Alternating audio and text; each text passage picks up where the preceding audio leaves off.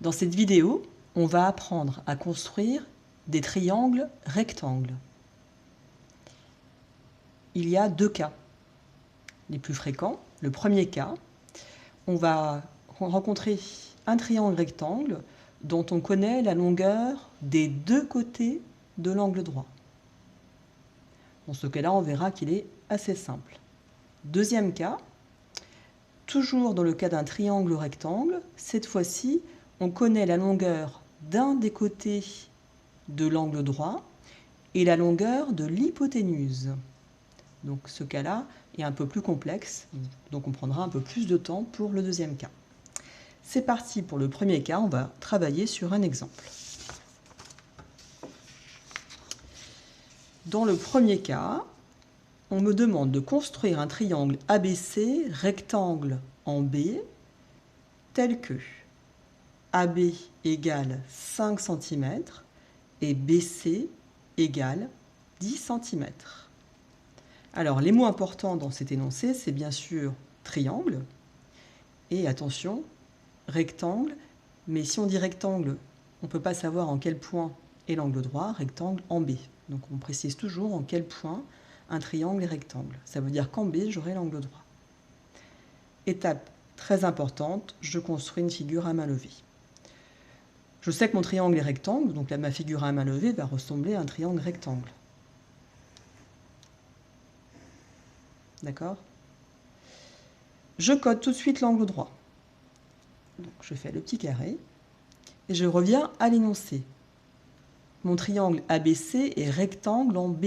Ça veut dire que l'angle droit est au niveau du point B. B est le sommet de l'angle droit. Mon triangle s'appelle ABC. Donc, je vais placer et C ici ou A ici. J'ai le choix, j'aurais pu placer A ici et C ici, ça reviendrait exactement au même. Alors, est-ce que j'ai terminé pour autant ma figure à main levée? Eh bien non, il me manque des informations importantes. Il me manque la longueur des côtés. Donc là, j'ai le côté AB qui mesure 5 cm et le côté BC qui mesure 10 cm. Donc je connais bien la longueur des deux côtés de l'angle droit. Et on va voir qu'on n'a pas besoin de connaître la longueur de l'hypoténuse et qu'on peut tout à fait construire ce triangle uniquement en connaissant les deux côtés de l'angle droit. Étape numéro 2, on va construire ce triangle en vraie grandeur, en s'aidant toujours, bien sûr, de la figure faite à main levée. C'est pour ça que c'est important de tout noter sur une figure faite à main levée. Au niveau du matériel, on aura besoin d'une règle, d'un critérium ou un crayon à papier bien taillé, de l'équerre, et oui, on construit un triangle rectangle, et bien sûr, éventuellement, d'une gomme. C'est parti. Je mets de ma figure à main levée, et je vais construire un segment BC qui mesure 10 cm à l'aide de ma règle. Je pars du 0, je vais jusqu'à 10, je m'arrête précisément à 10, et tout de suite, je note les noms des extrémités de mon segment. Donc là, j'ai le point B et là, j'ai le point C. Donc j'ai déjà le côté BC de mon triangle. Mon triangle est rectangle. Ça veut donc dire que deux côtés sont perpendiculaires. Ces deux côtés qui sont perpendiculaires sont les deux côtés de l'angle droit. Donc, tu t'en doutes un peu, qu'est-ce que je vais utiliser? Je vais utiliser mon équerre. Et je vais placer l'angle droit de mon équerre au niveau du point B, là où il y a l'angle droit de mon triangle. Alors, est-ce que je peux mesurer 5 cm? Regarde bien. Et non, je ne commence pas à 0. Attention. Alors, certains équerres commencent à 0, mais moi, je ne commence pas à 0. Donc, si je mesure 5 cm, là, je vais rajouter au moins l'équivalent quasiment de 5 mm. D'accord? Donc, je vais simplement construire une grande perpendiculaire en maintenant bien mon équerre. Je retire mon équerre. Et sur cette perpendiculaire, je vais mesurer 5 cm. Donc là, je prends ma règle.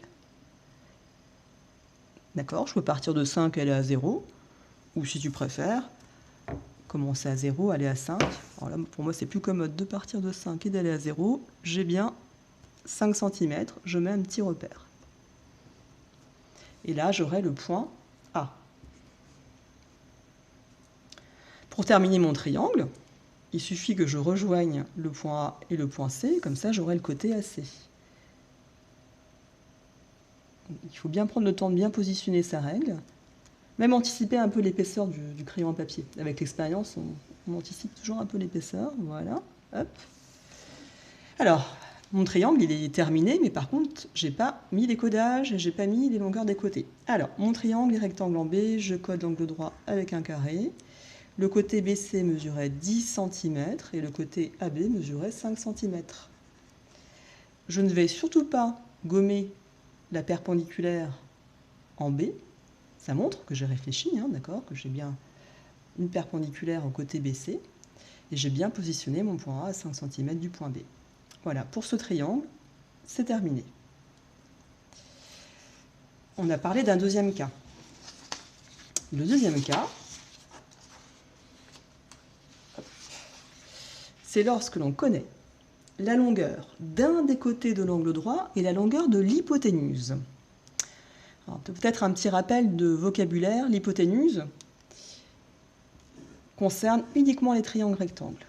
Alors, je fais un petit triangle rectangle à main levée. L'hypoténuse, c'est le côté, il est là, qui est opposé à l'angle droit. L'angle droit est là, et l'hypoténuse est là.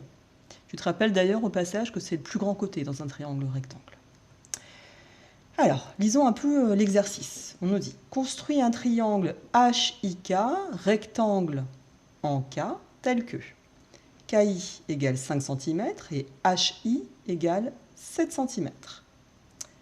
Étape numéro 1, figure à main levée. Donc, je construis à main levée un triangle qui ressemble à un triangle rectangle. Je code tout de suite l'angle droit avec le petit carré. Maintenant, je fais bien attention à quoi? Ça, tu dois t'en douter. Rectangle en K, donc ça veut dire que je positionne mon point K au niveau de l'angle droit. Il me reste deux informations. Il me reste KI égale 5 cm et HI égale 7 cm. Je place les deux sommets H et I comme je le souhaite. Donc là j'ai placé H, j'aurais pu mettre I ici, j'aurais pu placer H ici, peu importe. J'aurais le même triangle. Si je les découpe, les triangles se superposeraient, ce seraient exactement les mêmes. D'ailleurs, on parle même de triangles égaux en mathématiques. Alors, revenons des choses plus simples pour notre construction. KI vaut 5 cm, je l'écris. HI vaut 7 cm. Tiens, donc je suis bien dans le cas où je connais la longueur d'un des côtés de l'angle droit. Ici, je connais la longueur du côté KI. Et je connais, cette fois-ci, la longueur de l'hypoténuse de mon triangle. D'accord ? Et je vais pouvoir construire ce triangle sans avoir besoin de connaître la longueur HK. Donc, c'est parti.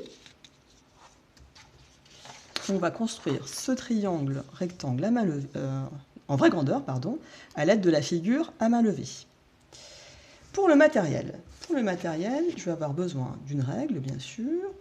Je vais avoir besoin de quoi? D'une équerre, d'un crayon à papier et d'un compas. Et bien sûr, ne pas oublier éventuellement la gomme. Allez, c'est parti. Première étape, je construis la longueur KI qui mesure 5 cm à l'aide de ma règle.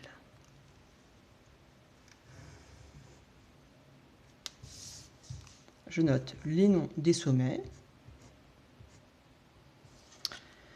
Alors, ensuite, qu'est-ce qu'on me dit? On me dit que la longueur HI vaut 7 cm. Ça veut donc dire que le point H, il est quelque part sur le cercle de centre I et de rayon 7 cm. Eh bien, pour construire un cercle, on a besoin d'avoir un compas. Donc, je vais prendre comme écart 7 cm à l'aide de mon compas.